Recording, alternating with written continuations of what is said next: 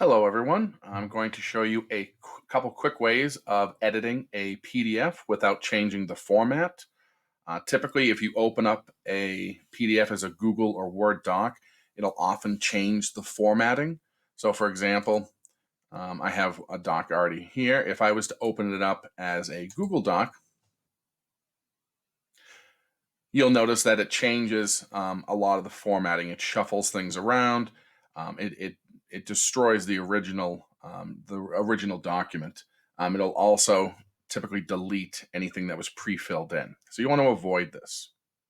So what we're going to do is I'm going to show you three different options. Okay. Option one is you're going to download, install a PDF editor to your laptop and Mac, such as Adobe. There are a lot of them out there, but they typically cost money, sometimes an upfront fee or a monthly charge. These can be found online and at Amazon. Option two, which is the one we're going to focus on today, you can use an online editor. There's a lot of options out there. If you simply search online PDF editor, you can also add free, but that usually comes with its own risks. So you have to be careful with that for spyware and viruses and whatnot. I use a program called Cami, which I'm sure some of you are familiar with. The reason why I use it is because you can sign up for a free trial as a teacher over and over again, and it's a 90-day trial. And you're going to go to www.kamihq.com, and then I'll walk you through that in 1 second. Option three, if you have a printer and a scanner at home, a lot of printers are both. You can always print your PDF, fill it out, and then scan it and save it to your computer as a PDF again. That's one quick way. This is the way that I like to do it if it's something that I have to hand write out or sign. Okay, but we're going to spend the most time with option two. So let's go over that. So like I said, we're going to go to Cami. All right, and if you click on that website, it's going to allow you to sign up for a free trial.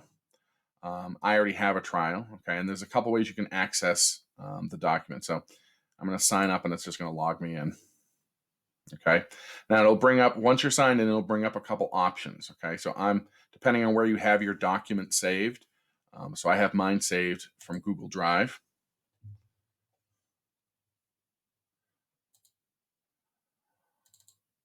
Okay, and here it is. Okay. Now, one thing that I typically like to do, because sometimes I make mistakes, is I like to make a copy of the document before I start working with it. So here's the original, okay, and I'm going to make a copy. And since this is something I'm going to turn in, I'm going to rename it and add my last name to it. This helps me keep track of which one I'm working with. Okay. So now I'm going to open up the Woloski one instead. Okay. Now this works very similar to a lot of the tools that we use every day in Google Slides. You're going to look off to the left and you have a lot of different options. The one we're going to focus on today is the text box, all right, which brings up this little option over here. If you click anywhere on the document, it's going to give you a text box. I'm going to fill in my name, okay. If I'm not happy with that, I can grab the text box and move it around. I can also highlight it.